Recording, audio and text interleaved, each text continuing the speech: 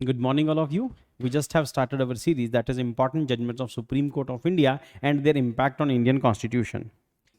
And in our previous class, we did Ramesh Thapar versus State of Madras case. And today we are going to do Champakam Dorairajan versus State of Madras case.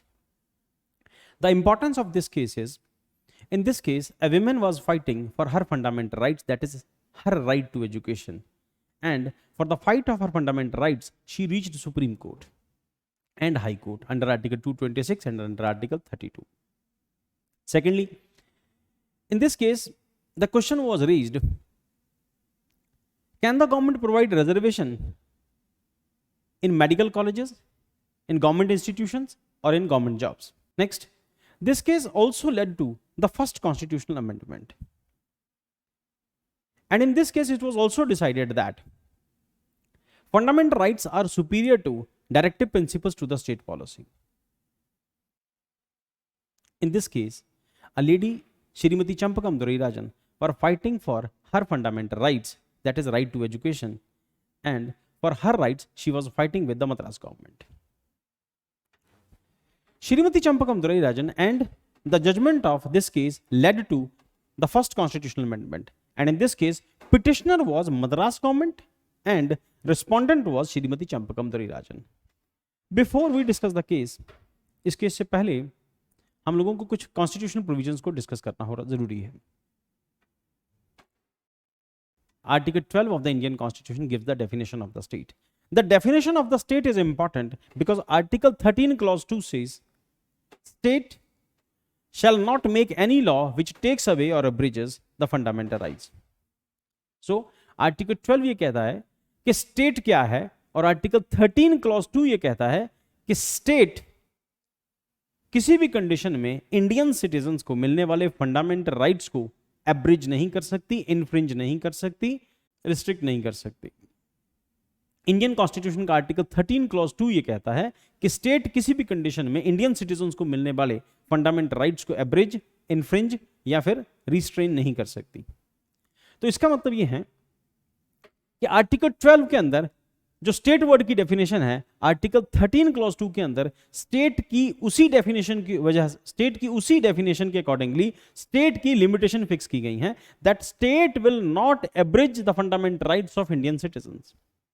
Article 13 clause 2 ये कहता है कि ऐसा कोई भी law जो fundamental right की violation कर रहा हो, फंडामेंटल राइट्स को एब्रिज कर रहा हो, तो उन ऐसे किसी भी लॉ को, अगर वो लॉ प्री कॉन्स्टिट्यूशनल है, इंडियन कॉन्स्टिट्यूशन के अकॉर्डिंगली ऐसे किसी भी लॉ को supreme court of India avoid कर सकता है. So article 12 says state what is state और आर्टिकल 13 क्लॉज 2 सेज ए स्टेट ऐसा कोई लॉ नहीं बनाई जो फंडामेंटल राइट को एब्रिज करे, इनफ्रिंज करे, रिस्ट्रिक्ट करे. सो आर्टिकल 13 क्लॉज 1 सेज कि ऐसा कोई भी लॉ, ऐसा कोई भी प्री कॉन्स्टिट्यूशनल लॉ या कॉन्स्टिट्यूशन बन जाने से पहले के जो लॉज चले आ रहे होंगे उनमें से कुछ लॉ कंटिन्यू रहेंगे, पर अगर वो लॉज फंडामेंटल राइट के कॉन्ट्रास्ट में होंगे, फंडामेंटल राइट को सुपरसीड करने की कोशिश कर रहे होंगे, तो ऐसे किसी भी लॉ को हम अवॉइड कर सकते हैं. तो आप इंपॉर्टेंट समझ सकते हैं कि यहां पर चंपकम दोराईराजन केस के अंदर श्रीमती चंपकम दोराईराजन के फंडामेंटल राइट की वायलेशन हो रही है और वायलेशन स्टेट कर रही है. और आर्टिकल 13 क्लॉज 2 ये कहता है कि स्टेट ऐसा को लॉ बना ही नहीं सकती जो फंडामेंटल राइट को एब्रिज करे. और आर्टिकल 13 क्लॉज 1 ये कह रहा है कि ऐसा अगर कोई लॉ पहले से चला आ रहा है, ऐसे किसी भी लॉ को वॉइड किया जा सकता है. So article 12 state. अब स्टेट क्या होगा? State means executive and legislative. Executive और लेजिस्लेटिव, कार्यपालिका और विधायपालिका, कार्यपालिका और विधानपालिका एक लॉ बनाएगी, एक लॉ को इंप्लीमेंट कराएगी. तो executive and legislative at both levels. तो यूनियन और स्टेट दोनों जगहों के ऊपर है एग्जीक्यूटिव एंड लेजिस्लेटिव. यहां पर एग्जीक्यूटिव की दो डेफिनेशंस आती हैं. एक एग्जीक्यूटिव है परमानेंट एग्जीक्यूटिव और एक एग्जीक्यूटिव है टेम्परेरी एग्जीक्यूटिव. मतलब एक जो सिर्फ 5 साल के लिए आते हैं, एक वो जो नौकरी में आ जाने के बाद, सिलेक्ट हो जाने के बाद 60 साल की उम्र तक, रिटायरमेंट तक एग्जीक्यूटिव का पार्ट रहते हैं. इसका मतलब ये है कि ऐसा कोई भी ऑफिसर, ऐसी कोई भी ऑर्गेनाइजेशन जिसको रूल बनाने की अथॉरिटी है, जिसको ऑर्डर, बाई लॉ बनाने की अथॉरिटी है, वो सभी जो स्टेट वर्ड की डेफिनेशन के अंदर आती हैं, तो उन सब को आर्टिकल 12 स्टेट कंसिडर करता है और आर्टिकल 13 क्लॉज 1 उनके ऊपर रिस्ट्रिक्शंस इंपोज करता है under article 226 and under article 32. It means अगर स्टेट फंडामेंटल राइट को एब्रिज करती है तो फंडामेंटल राइट की डिमांड के लिए कॉन्स्टिट्यूशनल रेमेडी का प्रोविजन है under article 32 and under article 226। Article 226 अगर आपके फंडामेंटल राइट की वायलेशन होती है तो कोई भी इंडिविजुअल हाई कोर्ट मूव कर सकता है,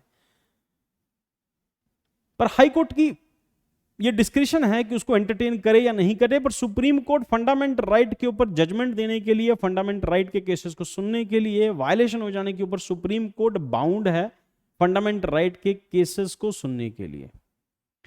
सो आर्टिकल 13 क्लॉज 2 गवर्नमेंट को ऐसा कोई भी लॉ बनाने से रोकता है, और आर्टिकल 13 क्लॉज 1 ऐसे किसी भी लॉ जो प्रीवियसली चले आ रहे हैं उनको रिस्ट्रिक्ट करता है, उनको वॉइड करने की अथॉरिटी इंडियन सुप्रीम कोर्ट के पास है। तो ऐसे किसी भी लॉ को वॉइड किया जा सकता है according to the Indian constitution, अगर इसके लिए सुप्रीम कोर्ट या हाई कोर्ट में अपील फाइल की जाती है, और सुप्रीम कोर्ट या हाई कोर्ट इसकी फेवर में या इसके अगेंस्ट जजमेंट दे सकते हैं। It will be decided by the court कि ऐसा है, अगर कोर्ट को लगेगा तो वॉइड किया जा सकता है।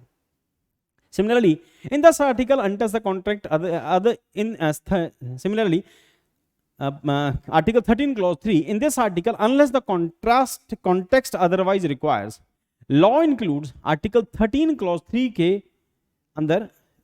Similarly, Article 13, Clause 3, what it says, laws include any ordinance. Now you can imagine ordinance under Article 123. Ordinance, order, bylaw, rule, regulation, notification, custom, usage having in the territory of India and the force of law. अगर ऐसी किसी भी authority, यहां पर law word की definition दी हुई है, as we have discussed,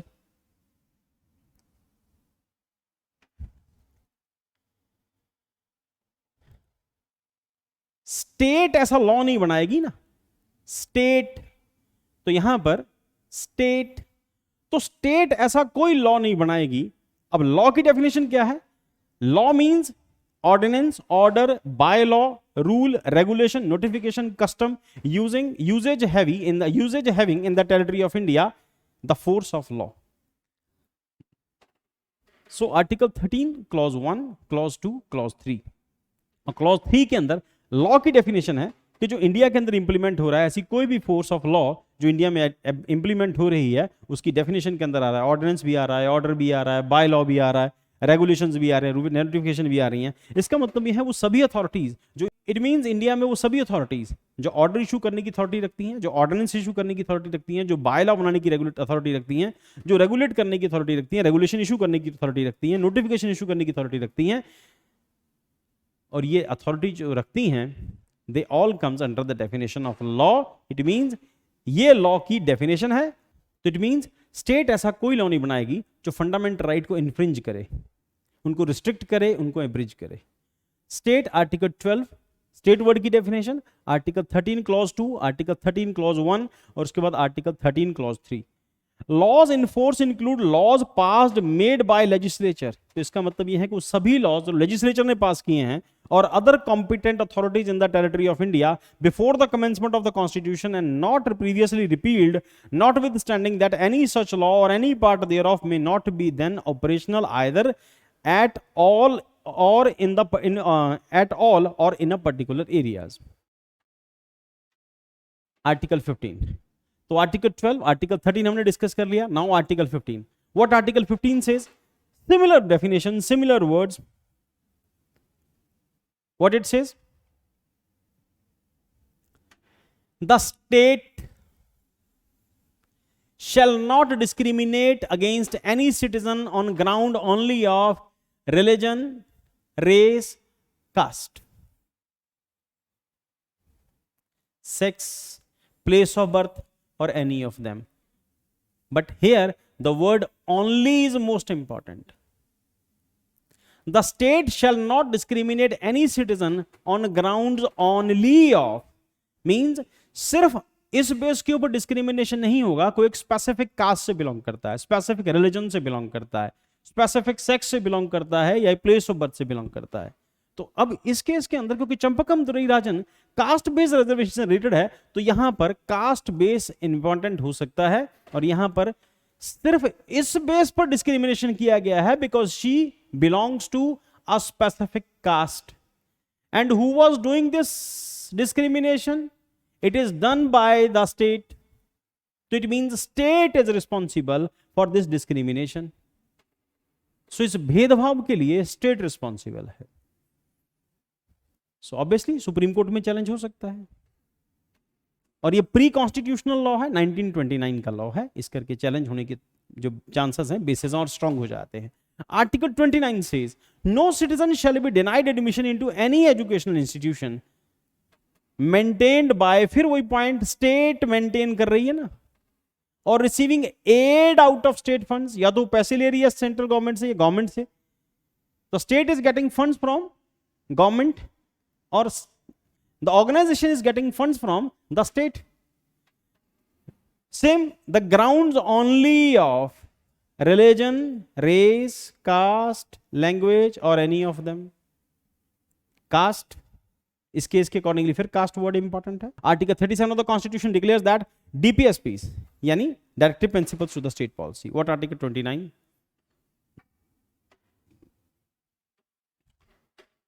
now what article 37 is saying? Article 37 says Indian constitution has two parts. One part is enforceable and one part is not enforceable, that is unenforceable. So it means fundamental right is enforceable part. Fundamental right की demand के लिए any individual in India, any citizen in India can move to any court.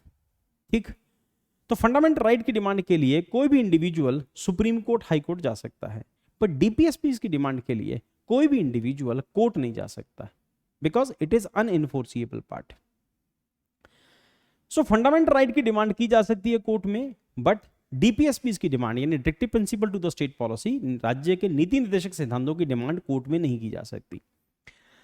जब इनकी court में demand नहीं की जा सकती, इसका मतलब यह है कि कोई भी गवर्नमेंट इसको तो प्रोवाइड करेगी नहीं। तो इंडियन कॉन्स्टिट्यूशन स्टेट को यह रिस्पॉन्सिबिलिटी देता है कि वो डीपीएसपीस को लागू करवाए। वो डीपीएसपीस को लागू कराने का लॉजिक क्या है कि weaker sections of the society का अपलिफ्टमेंट होगा। वीकर सोसाइटीज के अपलिफ्टमेंट के लिए इंडियन कॉन्स्टिट्यूशन के अंदर जो डीपीएसपीस हैं वो स्टेट को इंस्ट्रक्शंस हैं, डायरेक्शंस हैं कि that you will upgrade, you will work for the weaker sections of the society, you will work for the upgradation of the weaker sections of the society. So it means that is the responsibility of the state in one sense. और Madras government court में अपना ये logic दे रही है कि हम तो अपग्रेडेशन के लिए काम कर रहे हैं ना, वीकर सेक्शंस के लिए। सो इसकी कॉन्ट्रास्ट में है ये, ध्यान रखना। अभी तक इंडियन कॉन्स्टिट्यूशन के अंदर आर्टिकल 15 क्लॉज 4 पास नहीं हुआ है। अभी तक इंडियन कॉन्स्टिट्यूशन के अंदर आर्टिकल 15 क्लॉज 4 पास नहीं हुआ है, इसका मतलब इंडियन कॉन्स्टिट्यूशन का पार्ट अभी नहीं है। इसके बाद फर्स्ट कॉन्स्टिट्यूशनल अमेंडमेंट करके उसको इंक्लूड किया जाता है, ठीक है। Article 37 of the constitution declared that DPSPs shall not be enforceable by any court, but the principle therein laid down are nevertheless fundamental in the governance of the country, and it shall be the duty of the state to apply these principles in making laws. तो जब भी state law बनाए तो देश की governance के लिए expected है स्टेट से को लोगों की अपलिफ्टमेंट के लिए काम करे और डीपीएसपी के ऊपर स्टेट काम करे।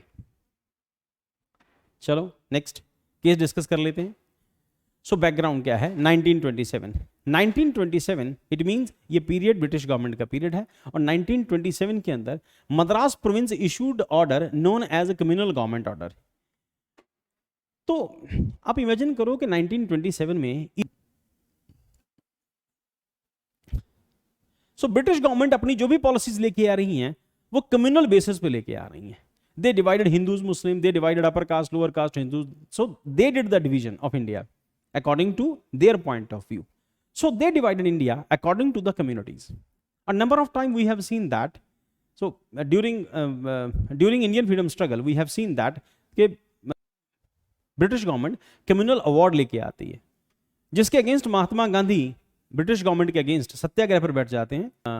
उसके बाद महात्मा गांधी और डॉक्टर BR अम्बेडकर के बीच में पूना पैक्ट साइन होता है। सो 1927 का मद्रास गवर्नमेंट का, ये मद्रास प्रोविंस का, क्योंकि कम्युनल ऑर्डर था और मद्रास गवर्नमेंट उसी कम्युनल ऑर्डर को कंटिन्यू कर रही थी according to the provision. Now you can imagine कि 1927 का मद्रास प्रोविंस का ऑर्डर है, government issued a communal government order related to the admission in the medical and engineering colleges of the state according to the order states should be filled in the following basis. अब 1927 का order है, और अगर 1927 का order है तो obviously fundamental right की violation कर रहा है, और ऑब्वियसली इसको चंपकम दुराईराजन चैलेंज करेंगी आगे चल के। सो प्रोविजन के accordingly seats were divided between non ब्राह्मण हिंदूज के लिए 6 सीट्स रिजर्व थी, बैकवर्ड हिंदूज के लिए 2 सीट्स,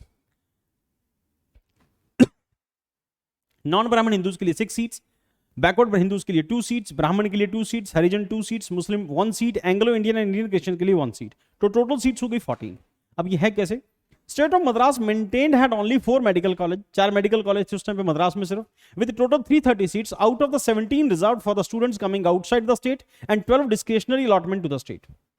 तो 17 सीट्स उन स्टूडेंट्स के लिए है जो बाहर से आए हैं, और 12 जो सीट्स हैं वो discretionary allotment of the state है। इट मींस यहां पर भी स्टेट फंडामेंटल राइट की वायलेशन कर रही है। स्टेट डिस्क्रिशनरी बेसिस के ऊपर जिसको वो चाहेंगे उसको वो सीट देंगी। तो rest of the seats in medical college were appointed on the basis of communal government order 1927। तो ये कम्युनल गवर्नमेंट ऑर्डर है, इसके अकॉर्डिंगली सीट डिस्ट्रीब्यूट होंगे। So 1950 Shrimati Champakam Dorairajan made an application to the Madras High Court under Article 226 of the Constitution. What is Article 226? Right to move High Court. Constitutional remedy के लिए high court move कर सकते हैं। She complaint of a breach of fundamental right to get admission in a medical college maintained by the state, क्योंकि ये medical college state maintain कर रही हैं। अब यहां पर फिर वही स्टेट वर्ड की डेफिनेशन इंपॉर्टेंट हो जाती है, क्योंकि ये मेडिकल कॉलेज स्टेट मेंटेन कर रही हैं। She come to know that she would not be admitted to the college as she belongs to Brahmin community. उसको पता चला है कि ब्राह्मण कम्युनिटी से बिलोंग करती हैं और उसको किसी भी हालत में सीट नहीं मिलने वाली। And sought the protection of fundamental right under article 15 clause 1, article 29 clause 2, 15 clause 1 और 29 क्लॉज 2 के तहत उसको प्रोटेक्शन मिलनी चाहिए। श्रीमती चंपकम दुराईराजन मद्रास हाई कोर्ट से रिक्वेस्ट करती हैं, अंडर आर्टिकल 226 जाती हैं, आर्टिकल 15 क्लॉज 1 और 29 क्लॉज 2 के तहत वो इसको सुप्रीम कोर्ट में मद्रास को हाई कोर्ट के अंदर इसको चैलेंज करती हैं। Then Shrimati Champakam Dorairajan moved Madras high court under article 226 of the constitution. She requested for the mandamus. What is mandamus?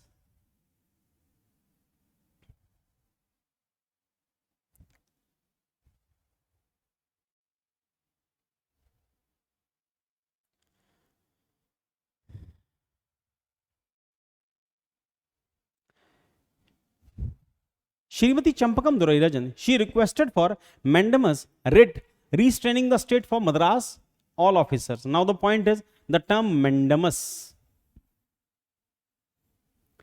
Mandamus means paramadesh, param plus adesh, superior order. She requested for mandamus writ restraining state को restrain करो। कौन सी state? Madras state को।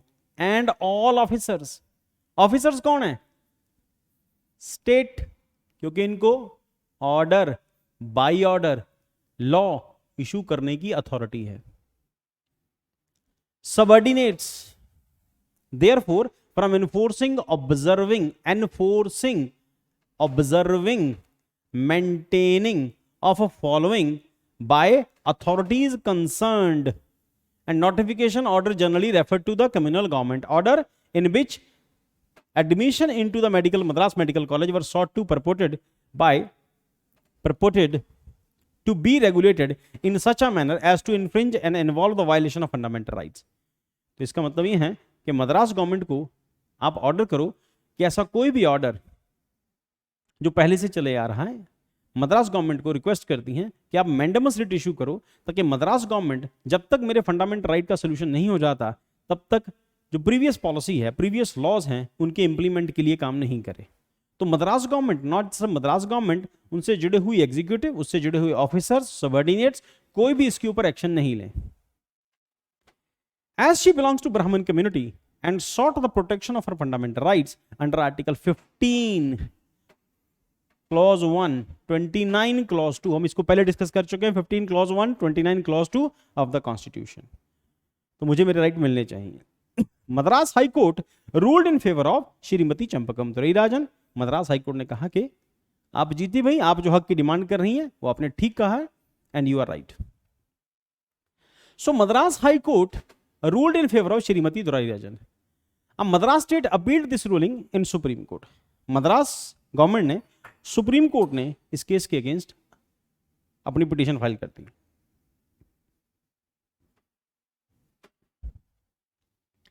Srimati Dorairajan argued that the denial of admission into the educational institutions maintained by the state on the ground of caste violated a fundamental right.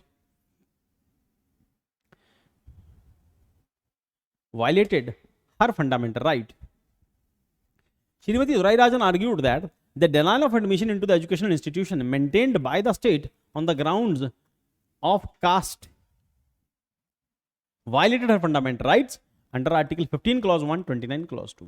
अब आप article 15 clause 1 29 clause 2 समझ गए होंगे। तो श्रीमती दोराईराजन ये कह रही हैं कि कास्ट बेस के ऊपर मेरे साथ डिस्क्रिमिनेशन हुआ है और मेरे आर्टिकल 15 क्लॉज 1 29 क्लॉज 2 की वायलेशन हुई है। The state of Madras contended that the provision of these articles have to be read along with other articles. अब मद्रास गवर्नमेंट अपना लॉजिक दे रही है कि इस प्रोविजन को आप एक वाइडर पर्सपेक्टिव में समझने की कोशिश करो कि article 46 charges the state with promoting the special care of education special care. Article 46 charges the state with promoting with special care the education and economic interest of the weaker sections of the people and in particular of the SC/STs, protecting them from the social injustice and forms of exploitation। तो state government की responsibility है कि weaker section of the society means the socially and educationally backward section of the society, उनकी upliftment के लिए हमें काम करना है ताकि उनके साथ जो सोशल इनजस्टिस हो रहा है उसके लिए हमें उनके लिए काम करना है ताकि उनके साथ सोशल इनजस्टिस नहीं हो। तो Madras high court supreme court के अंदर अपना लॉजिक देता है कि आर्टिकल 46 के अकॉर्डिंगली जो backward section of the society है, that is educationally and socially backward section of the society, for the upliftment of those weaker sections we have to work hard. So we have to work for the upliftment of those weaker sections so that क्योंकि उनके साथ social injustice होता है और उसका exploitation है तो हमें उस एक्सप्लॉयटेशन को रोकने के लिए कुछ ना कुछ तो उनकी बेटरमेंट के लिए करना था। इस करके हम लोगों ने रिजर्वेशन पॉलिसी को अडेप्ट किया है जो प्रीवियसली चली आ रही है। Article 46 Article 46 under Part 4 of the Constitution, though not enforceable by any court of law, is fundamental for the governance of the country. Article 46 under Part 4 of the Constitution, though not enforceable by any court of law, is fundamental for the governance of the country. हालांकि क्योंकि किसी court के अंदर enforceable नहीं है, इस करके ये गवर्नमेंट के लिए, मद्रास गवर्नमेंट के लिए या गवर्नमेंट ऑफ स्टेट के लिए या स्टेट के लिए आर्टिकल 46 ये कहता है कि पार्ट 4 ऑफ द कॉन्स्टिट्यूशन दो not enforceable by any court of law is fundamental for the governance of the country. क्योंकि ये पार्ट किसी कोर्ट में इन्फोर्सिबल नहीं है, इस करके गवर्नेंस ऑफ द गवर्नमेंट के लिए, गवर्नेंस ऑफ द कंट्री के लिए ये फंडामेंटल है। तो हमें वीकर सेक्शन की अपलिफ्टमेंट के लिए काम करना है, इस करके हम लोग ये पॉलिसी लेके आए हैं। The judgment The communal government order constituted a violation of the fundamental rights given under Article 29 Clause 2 of the Constitution and was thereof void under Article 13. So Article 29 Clause 2 की violation कर रहा है, इस करके Article 13 के accordingly इसको void कर रहे हैं, सुप्रीम कोर्ट के accordingly इसको void किया जाता है। So Article 29 Clause 2 guarantees fundamental rights to a citizen to get admission into any education institution of the kind mentioned in Clause 2 as a citizen, not as a member of any community or class of citizens. This right is not to be denied to the citizens on ground only of religion, race, caste, language or any of them. Indian citizen को मिलने वाले fundamental rights वो as a citizen मिलते हैं, ना कि as a community और a class। क्योंकि कम्युनिटी और क्लास के अकॉर्डिंगली नहीं मिलते, तो इस केस के अंदर उन इंडियन सिटीजन से किसी भी कंडीशन में ground, religion, race, caste, language और एनी ऑफ देम बेसिस के ऊपर डिस्क्रिमिनेशन नहीं हो सकता, उनसे किसी भी किस्म का भेदभाव नहीं हो सकता है।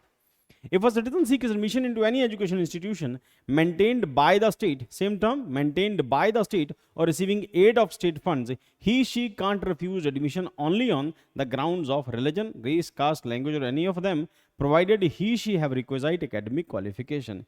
If he or she is having requisite qualification, so any institution who is getting aid from the government institutions, any institution who is getting aid from the state can't deny the admission to any individual। ऐसा कोई भी institution जो सरकार से add लेता है directly और indirectly, as I told you, किसी भी केस के अंदर स्टेट की डेफिनेशन के अंदर आता है और वो सिटीजन्स को एडमिशन देने से मना नहीं कर सकता if the citizens have fulfilled all the educational criterias, all the academic qualifications. Next is the classification made in the communal government order is opposed to the constitution and constitute a clear violation of the fundamental rights. Now the point is important. Supreme Court accepted that the communal government order is violating the fundamental rights of a citizen.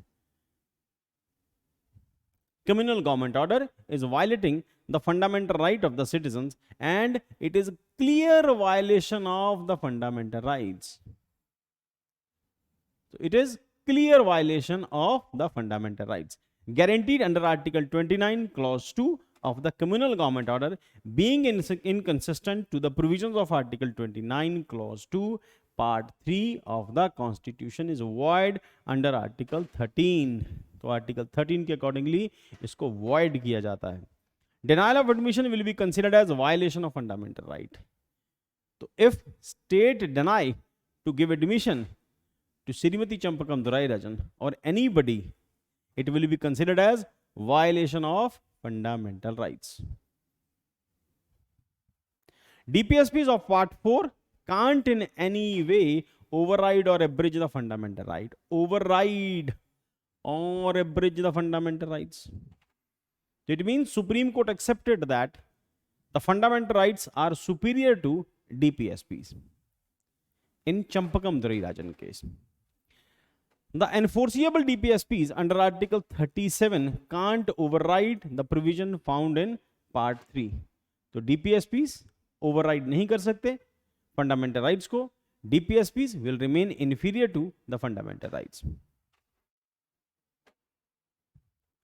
So impact, Champakam Dorairajan case decided the supremacy of fundamental rights over DPSPs.